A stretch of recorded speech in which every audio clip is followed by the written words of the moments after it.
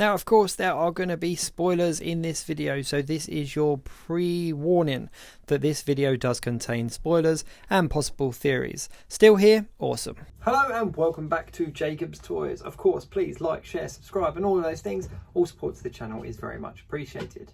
Now, I want to have a very quick chat about the prospect of Venom showing up in Spider-Man No Way Home. Now, if you haven't seen Venom yet, or you have avoided all of the leaks online, then please be aware that this video does contain massive spoilers. So this is your warning now. If you have not seen that film and you have not seen any of the leaks online, then do look away now because this video contains spoilers. Still here? Okay. Now, obviously, Venom, There Be Carnage was released in the UK on the 1st of October today. However, for the last few weeks, we have had information and most recently video footage of that leaked after credits scene. Now, for those of you that haven't seen it but want to know, basically what we see is we see Eddie in a hotel room, obviously after the events of the film, and he's talking to Venom in his head. What happens then is Venom then discusses with him about the symbiotes and what they've done, and says that he will show him a bit of his history. What then happens is something quite bizarre. The room kind of shakes and we see like a kind of a ripple effect go through the room, and the room completely changes, but it does parallel the room that he was already in. So the window's in the same place, the bed's in the same place, the television, etc. However, he's now laying in what looks to be a hotel room or a beach house or something like that. And the voice of Venom then says to Eddie Brock, you know, what happened? What was that all about? That wasn't me, etc. So it's obvious that what just happened when the room changed was nothing to do with Venom. What we then see on the screen is we see the Daily Bugle, we see JJJ, and we see an image of Peter Parker, Tom Holland's Peter Parker, and Spider-Man on the screen, demasked. Venom then kind of, Eddie Brock then morphs into Venom. Venom kind of licks the screen and sort of says something along the lines of like hating him or he looks tasty or something like that. I can't quite recall. It then cuts to some other guy that's in the hotel room. Obviously, he was in that hotel room beforehand. And then we cut back and it's Eddie Brock and he says, oh, I don't know what I'm doing here, sort of thing, like playing dumb. Now, the really interesting thing is, in my opinion, is does this mean that Venom is potentially going to show up in Spider-Man No Way Home? And could he even potentially be that sixth member of the Sinister Six that we haven't seen teased in the trailer? Now, for those of you that haven't seen it already, I have done a previous video on my YouTube channel. If you just go back and search and have a quick look, talking about who the Sinister Six are, and how the teaser trailer that we saw for Spider-Man No Way Home sets up the Sinister Six. However, it is obviously missing one member. Now, in this video, I did discuss the potential other members that could be in the Sinister Six, other villains that we've seen previously in other Spider-Man films, in obviously all three of the franchises, and sort of discussed who that sixth member could be. However, what I find really bizarre is that the trailer specifically stayed away from letting us know any kind of hints as to who that sixth member was going to be. However, the information out there is that this film, No Way Home, is definitely going to feature the Sinister Six of some kind. Now, coming back to Venom. Venom is obviously a character that in the comic books has featured in the Sinister Six and various other teams as well. Not in the original lineups or probably the more well-known lineups, but he is definitely featured as a member of the Sinister Six from time to time. Now, what I find really interesting about this post-credit scene is, if we break it down, the first thing is the ripple. So the ripple that goes through, that's very similar to what we've obviously seen with things like Loki and what we know to be true about Doctor Strange and the Multiverse of Madness. What obviously we see as well in the trailer for No Way Home, where there's the kind of split realities and we're seeing all the stuff kind of flip round like we've seen previously in Doctor Strange. So it definitely says to me and to a lot of other people out there on the internet that what we're witnessing in that post-credit scene is essentially Venom and Eddie Brock crossing over from one universe to another, essentially coming from the Sonyverse into the Marvel Cinematic Universe. Now, rights and all that kind of stuff between Sony and Marvel, I don't want to get into that too much at the moment, but there has definitely, in a nutshell, there has definitely been conversations where they are going to lend various different characters to different franchises to obviously mutually benefit everybody. So what I believe to be happening in this scene is that ripple is showing Eddie Brock and Venom coming from the universe that they're in into the universe that we know to be true in the Marvel Cinematic Universe. Now, if we look at the timeline of it, now the news report that he sees on the television where he sees Spider-Man unmasked is very similar to that news report that we saw at the end of the previous Spider-Man film, Far From Home, where obviously J. Jonah Jameson exposed Spider-Man. And if you look carefully in the details of the actual picture that they use on the telly as well, there's the Pennsylvania Station nods and stuff, which is obviously the same location as we saw at the end of Far From Home. However, the really interesting thing is if this news report is taking place at that time, it's taking place before the events of Spider-Man No Way Home. Therefore, what we've seen in the trailer for No Way Home hasn't yet happened in the timeline of this particular post-credit scene.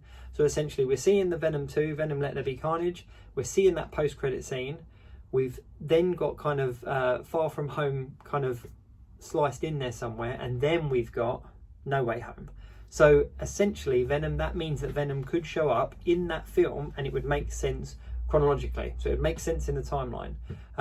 It would be a very easy way of shoehorning Venom into the Marvel Cinematic Universe and into Spider-Man's kind of rogue gallery without obviously making it too much of a, you know, having to give too much explanation. We've seen in the post-credit scene the blip, if you like, and the kind of the ripple.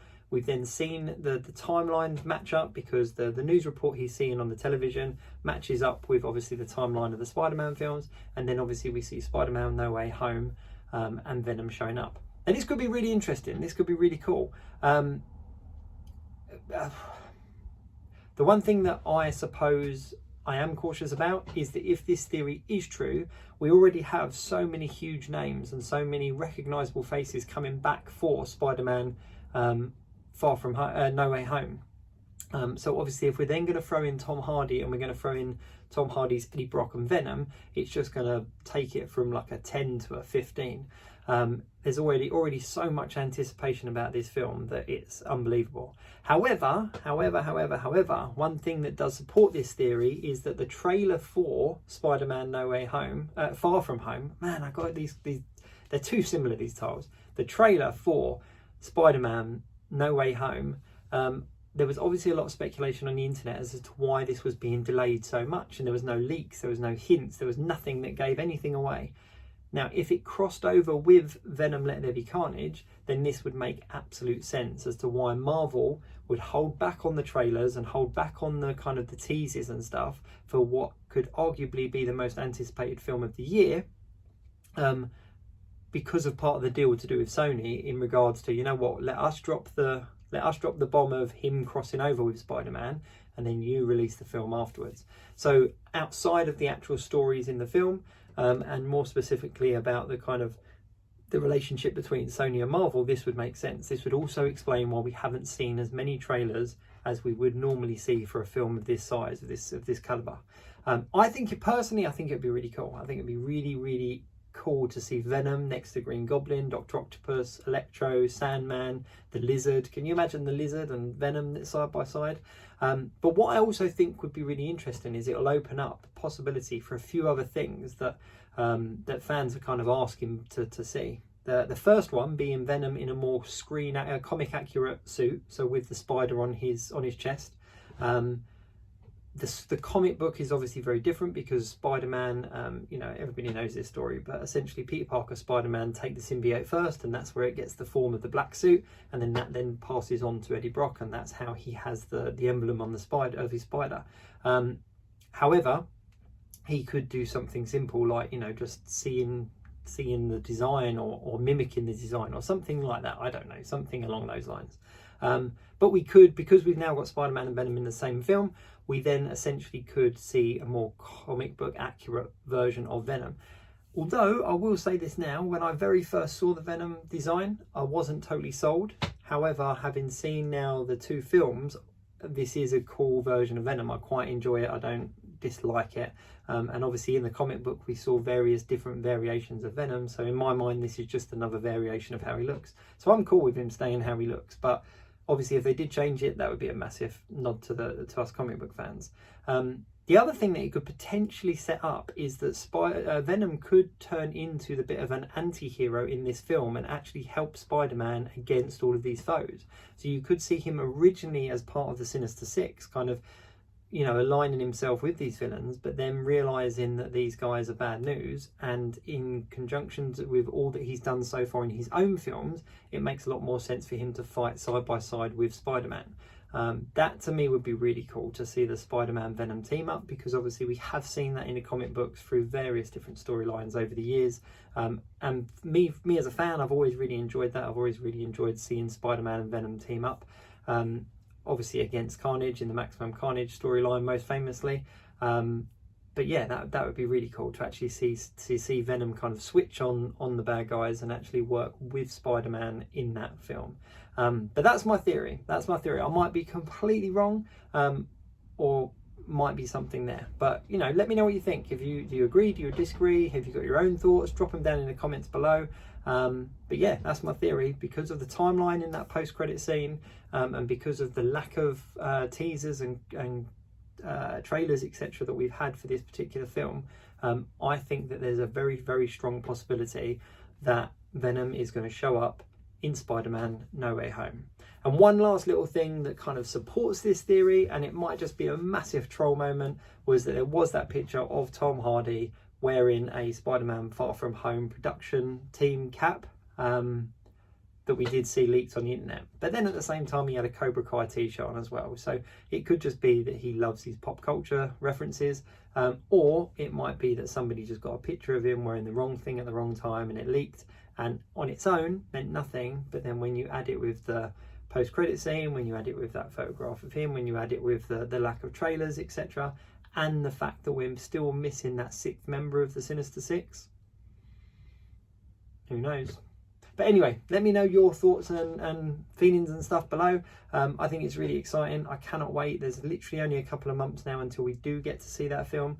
As I said, Venom, Let There Be Carnage is out in UK cinemas today, October 1st. If you haven't seen it already, then make sure you do go and see it, because it is insane. It is such a roller coaster of a ride. And yeah, let me know your thoughts, and I will be back with some more theories at a later date. If you're enjoying the channel, please do like, share, subscribe, all of those things, and do pop over to Instagram and check me out over there at Jacob_toys, and I will catch you next time. Oh, yeah.